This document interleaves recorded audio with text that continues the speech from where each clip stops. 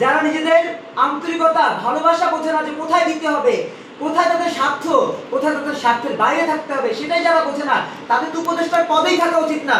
আপনি ক্যানাডার দিকে তাকান, আপনি জার্মানির দিকে তাকান, আপনি ইতালির দিকে তাকান, কোন মন্ত্রী যদি ভুল করে সাথে সাথে পদত্যাগ করে।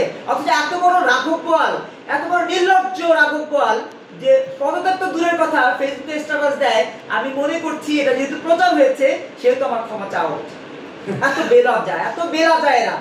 এরা এই বেলাজারা হচ্ছে দেশকে নাকি দ্বিতীয় স্বাধীন করেছে। কিসের স্বাধীনতা?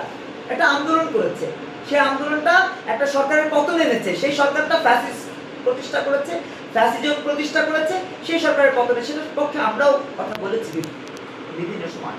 কিন্তু এইভাবে আজকে যার কথা গণমাধ্যমে আসছে তিনি ক্ষমা চাচ্ছেন। আরে ভাই, ক্ষমা চাচ্ছেন তো ওই 2-1-5 জন। তানভীর ক্ষমা চেয়েছেন 400 কোটি টাকা দুর্নীতি করার পরে, গণমাধ্যমে আসার পরে। আপনারা যারা দুর্নীতি করছেন